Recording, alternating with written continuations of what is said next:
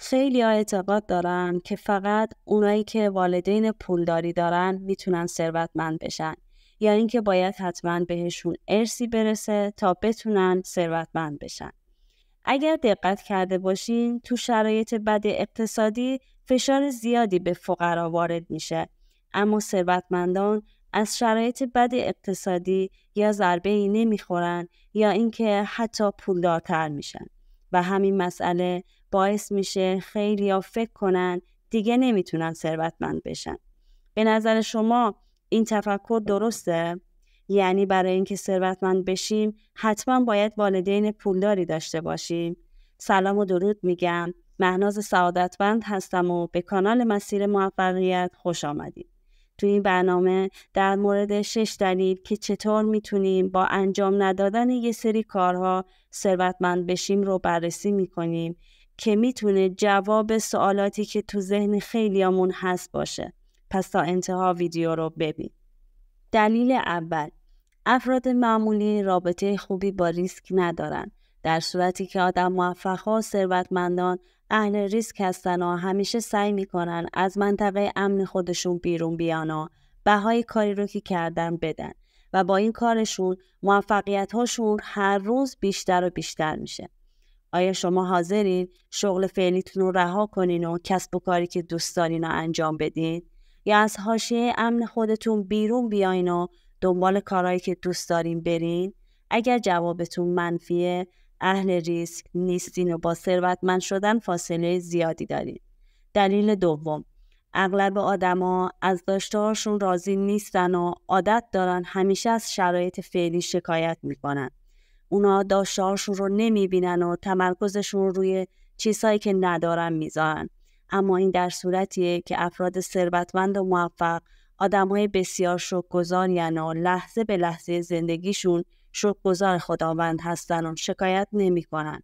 اونا بابت تک تک نعمتایی که خدا بهشون داده سپاسگزارن و اونا رو میبینن، اما قانع نیستن و در عین رضایت تلاش میکنن سطح زندگیشون رو بالاتر ببرن و به اهداف بزرگشون دست پیدا کنن. ثروتمندان میدونن چالش و مشکلات وجود دارن، اما نعمت و فراوانی که تو دنیا وجود داره قابل شمارش نیست. شکرگزاری و خلق ثروت رابطه خیلی مستقیمی با هم دیگه دارن. قبل از اینکه مورد بعدی رو بگم، لطفاً ویدیو رو لایک کنید. دلیل سوم، انگیزه بالا. جیم ران میگه انگیزه بالا باعث میشه شما کاری رو شروع کنین و عادتهای خوب کمک میکنن تا ادامش بدید. افراد معمولی یا انگیزه بالا ندارن یا نخواستن که کاری رو شروع کنن. شاید هم هیچ کدومو ندارن. برای موفقیت و رسیدن به ثروت انگیزه خودتون رو پیدا کنین و با کمک عادتهای خوب مثل تلاش کردن، نظم، کمک به دیگران، مدیریت زمان و ریسک پذیری برای خودتون سوخت تهیه کنین و ادامه بدید. این کارها بدون شک تضمین کننده موفقیت هستند. در کنار کارهایی که انجام میدین به توصیه افراد موفق خوب گوش کنین که میتونه مسیر رو براتون هموارتر کنه، چون اونا خودشون رو از یه زندگی معمولی یا شاید هم بد به موفقیت و ثروت رسوندن. پس از کنارشون به سادگی نگذرید. دلیل چهارم، تو زندگی افراد موفق بی‌نظمی وجود نداره. افراد موفق اهداف و چشم‌اندازهای مشخصی برای خودشون دارن، با برنامه‌ریزی دقیق به سمت اهدافشون حرکت میکنن. افراد معمولی که تو زندگی منظم نیستن بیشتر اوقات حسرت میخورن. دلیل پنجم، افراد ثروتمند میدونن وقتشون رو چجوری مدیریت کنن و از لحظه به لحظه زندگیشون درست استفاده میکنن و زمان هم مانند پول براشون با ارزش هست و با این کار موفقیت خودشون رو تضمین میکنن. اونا ارزش زمانشون رو درک کردن و با کارهای بیهوده اونا هدر نمیدن. اگر تا اینجای ویدیو رو دوست داشتین، حتما آخر ویدیو باعث میشه با درک عمیقی به اطرافتون نگاه کنید. دلیل ششم، ثروتمندان منتظر نمیمونن مشکلات حل بشه یا زندگی براشون آسون بشه. اونا با وجود چالش‌هایی که دارن همیشه به این فکر میکنن که چطور میتونن اون رو به فرصت تبدیل کنن و برای مقابله باهاشون خودشون رو قوی تر میکنن. این درست زمانی هست که آدم‌های معمولی منتظر آسان‌تر شدن شرایط هستن. موفق‌ها بیکار نمیشینن و فرصت‌ها رو خودشون ایجاد میکنن.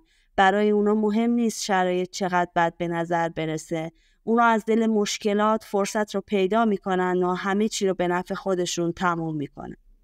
دلیل هفتم، ثروتمندا با آدمای معمولی رفت آمد و همنشینی نمیکنن.